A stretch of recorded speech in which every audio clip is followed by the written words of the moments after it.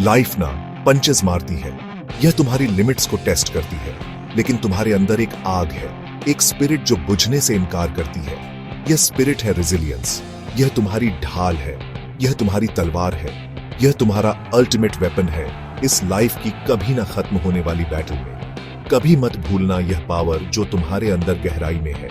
Resilience का मतलब है हर बार गिरने के बाद उठ खड़ा होना, धूल झाड़कर, और तूफान का फिर से सामना करना हेड ऑन। इस जर्नी में गिरना तो होता ही है, रेजिलियंस उस उठान के बारे में है जो गिरने के बाद आती है। हिम्मत यह डिक्लेयर करने की, आज नहीं कभी नहीं। यह इनक्रेडिबल स्ट्रेंथ ही सच में डिफाइन करती है कि तुम कौन हो। यह दुनिया कठोर हो सकती है, यह अनफॉरगिविंग हो सकती है, लेकिन जो स्पिरिट हार नहीं मानती, उसे ओपिनियंस की परवाह नहीं होती। उसे बस एक ही चीज पता है, आगे बढ़ते रहना। इसे पूरी तरह एम्ब्रेस करो।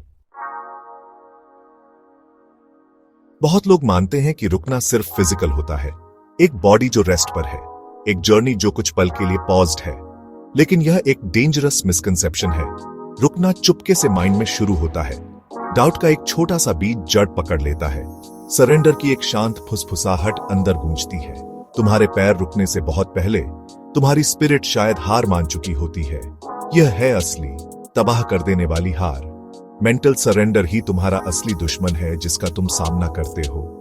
जब तुम खुद पर बिलीव करना बंद कर देते हो, जब तुम्हें आगे कोई रास्ता दिखना बंद हो जाता है, जब तुम्हारे ड्रीम्स भारी बोझ बन जाते हैं, रोशनी दिखाने वाले बीकन्स नहीं, तभी तुम सच में रुकते हो। बॉडी शायद अभी भी मूव कर रही हो, बस मोशंस में हो, लेकिन अंदर की आग, तुम्हारा पैशन बुझ चुकी होती है। यह किसी भी फिजिकल हॉल्ट से कहीं बड़ी ट्रेजेडी है। तुम्हारे गोल्स, तुम्हारी एस्पिरेशंस, तुम्हारी सबसे गहरी डिजायर्स, वे तभी तक जिंदा हैं जब तक तुम उन्हें फीड करते हो, कंसिस्टेंट एफर्ट के साथ, अटूट होप के साथ, उनकी पॉसिबिलिटी में सॉलिड बिलीफ के साथ। हमेशा बिलीव करते रहने का चूज करो। लोग रुक क्यों जाते हैं? क्यों इतने सारे ड्रीम्स आधे रास्ते में ही मर जाते हैं? प्रॉब्लम्स अचानक से आ जाती है, वे इनसरमाउंटेबल लगती है, जैसे बड़ी ना हिलने वाली दीवारें तुम्हारा रास्ता रोक रही हो। ये प्रॉब्लम्स तुम्हारे रिजॉल्व को उसके कोर तक टेस्ट करती है। वे धीरे से फुसफुसाती हैं, यह बहुत हार्ड है, तुम यह कर ही नहीं सकते।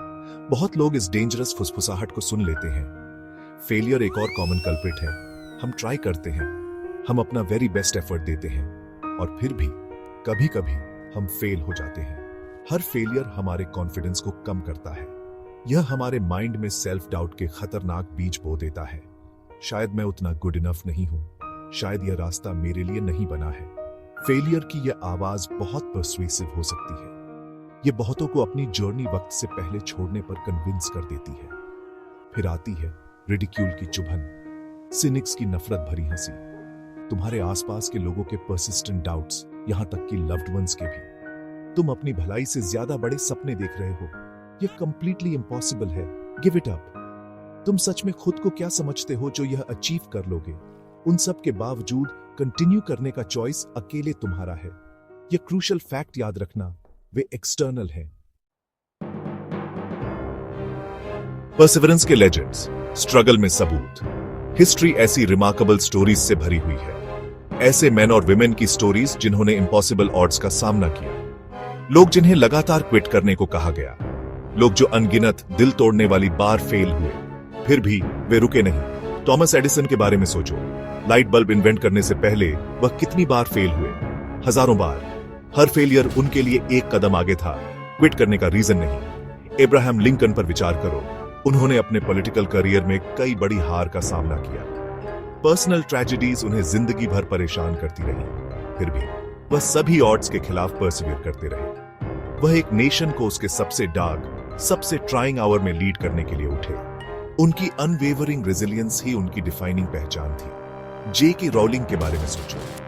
एक के बाद एक कई पब्लिशर्स ने उन्हें रिजेक्ट किया। एक सिंगल मदर जो डेली गुजारा करने के लिए स्ट्रगल कर रही थी, वह आसानी से हैरी पॉटर के अपने ड्रीम को गिव अप कर सकती थी, लेकिन उन्हें अपनी स्टोरी पर गहरा बिलीव था।